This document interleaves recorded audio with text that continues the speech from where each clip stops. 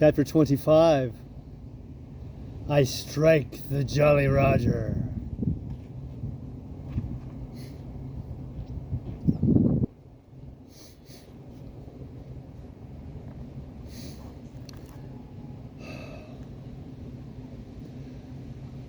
I had scarce gained a position on the bowsprit when the flying jib flapped and filled upon the other tack with a report like a gun.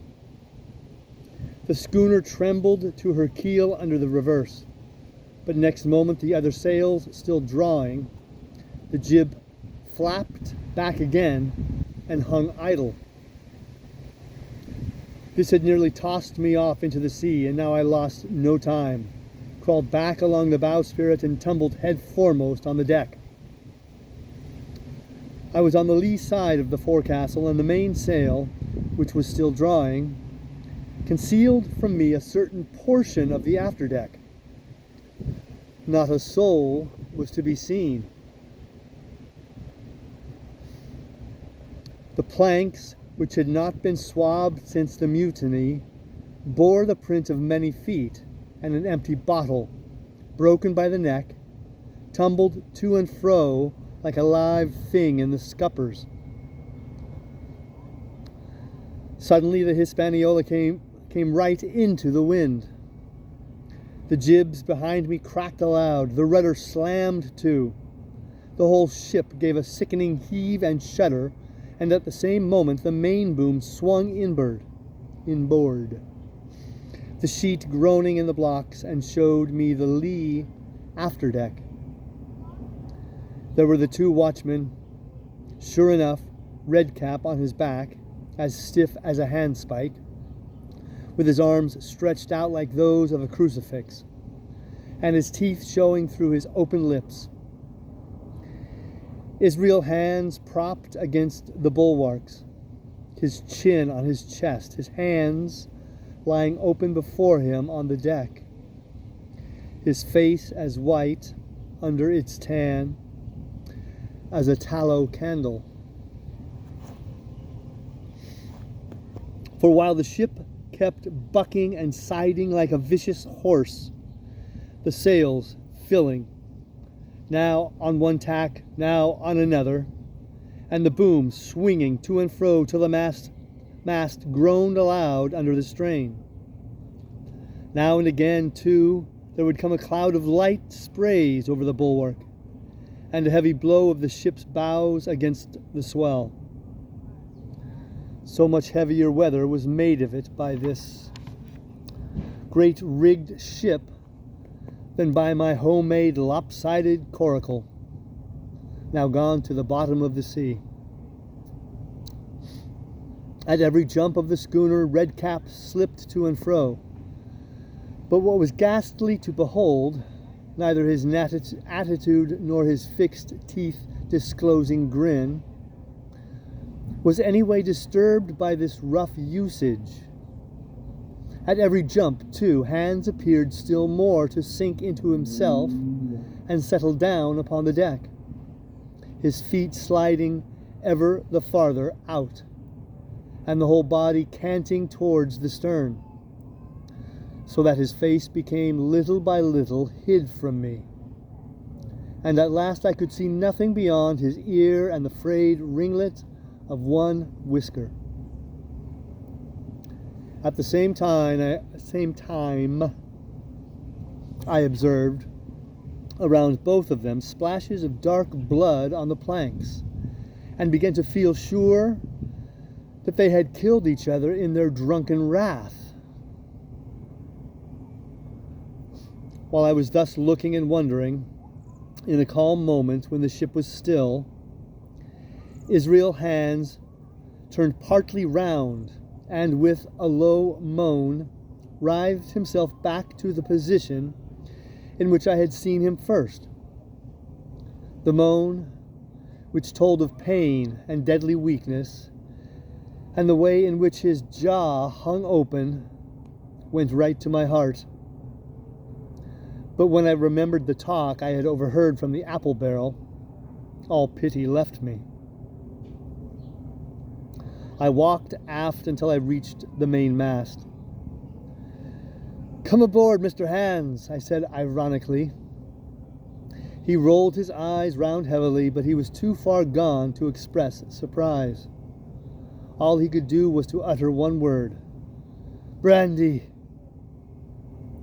It occurred to me that there was no time to lose, and dodging the boom as it once more lurched across the deck, I slipped aft and down the companion stairs into the cabin. It was such a confusion as you can hardly fancy. All the lockfast places had been broken open in quest of the chart. The floor was thick with mud, where ruffians had sat down to drink or consult after wading in the marshes round their camp. The bulkheads, all painted in clear white and beaded round with gilt, bore a pattern of dirty hands. Dozens of empty bottles clinked together in corners to the rolling of the ship. One of the doctor's medical books lay open on the table, half of the leaves gutted out, I suppose for pipe lights. In the midst of all this, the lamp still cast a smoky glow, obscure and brown as umber. I went into the cellar. All the barrels were gone, and of the bottles, a most surprising number had been drunk out and thrown away. Certainly, since the mutiny began, not a man of them could ever have been sober. Foraging about, I found a bottle with some brandy left. For Hans and myself, I routed out some biscuit, some pickled fruits, a great bunch of raisins, and a piece of cheese. With these, I came on deck, put down my own stock behind the rudder-head, and well out of the coxswain's reach, went forward to the water breaker, and had a good deep drink of water, and then, and not till then, gave Hans the brandy.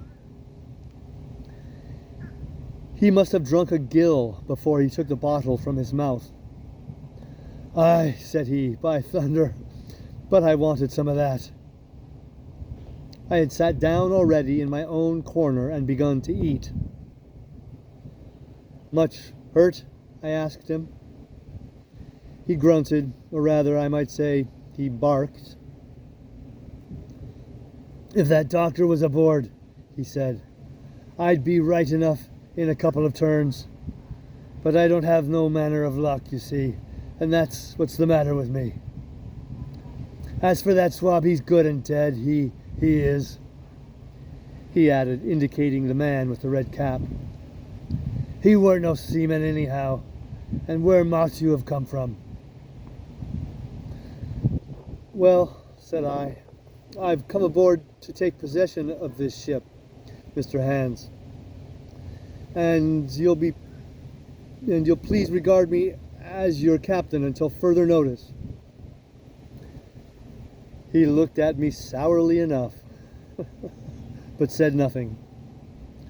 Some of the color had come back into his cheeks, though he still looked very sick, and still continued to slip out and settle down as the ship banged about. "By the by," I continued, I can't have these colors, Mr. Hands, and by your leave I'll strike them. Better none than these." And again, dodging the boom, I ran to the color lines, handed down their cursed black flag, and chucked it overboard. "God save the Queen, the King!" "God save them both," said I, waving my cap. "And there's an end to Captain Silver." He watched me keenly and slyly, his chin all the while on his breast. "I reckon," he said at last, "I reckon, Captain Hawkins, you'll kind of want to get ashore now, suppose we talks." "Why, yes," says I. "With all my heart, Mr. Hands. Say on." And I went back to my meal with a good appetite.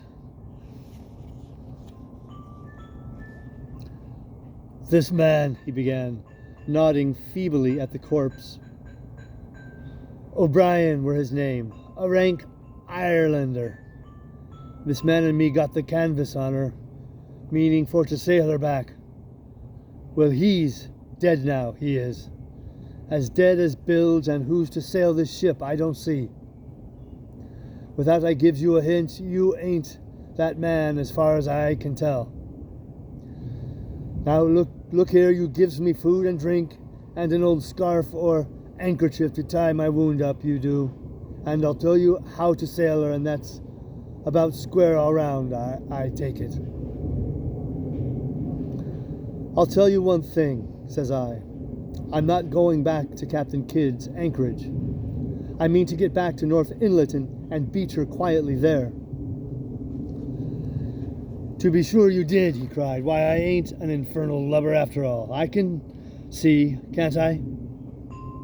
I've tried my fling, I have, and I've lost. And it's you has the wind of me. North Inlet, why, I haven't no choice, not I. I'll help you sail her up to Execution Dock, by thunder. So I would.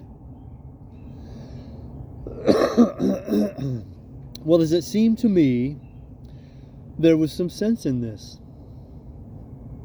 We struck our bargain on the spot. In 3 minutes I had the Hispaniola sailing easily before the wind along the coast of Treasure Island, with good hopes of turning the northern point ere noon, and beating down again as far as North Inlet before high water, when we might beach her safely and wait till the subsiding tide permitted us to land. Then I lashed the tiller and went below to my own chest, where I got a soft silk handkerchief of my mother's. With this, and with my aid, Hans bound up the great bleeding stab he had received in the thigh. And after he had eaten a little and had a swallow or two of more of the brandy, he began to pick up visibly, sat straighter up, spoke louder and clearer, and looked in every way another man. The breeze served us admirably. We skimmed before it like a bird, the coast of the island flashing by and the view changing every minute. Soon we were past the high lands and the bowling beside low. Sandy country, sparsely dotted with dwarf pines, and soon we were beyond that again, and then turned the corner of the rocky hill that ends the island on the north. I was greatly elated with my new command, and pleased with the bright, sunshiny weather and these different prospects of the coast. I had now plenty of water and good things to eat, and my conscience, which had smitten me hard for my desertion, was quieted by the great conquest I had made. I should, I think, have nothing left me to desire but for the eyes of the coxswain as they followed me derisively about the deck, and the odd smile that appeared continually on his face.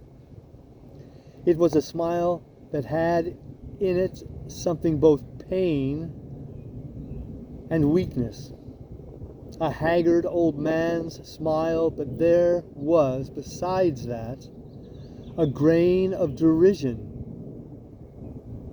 a shadow of treachery in his expression as he craftily watched and watched and watched me at my work.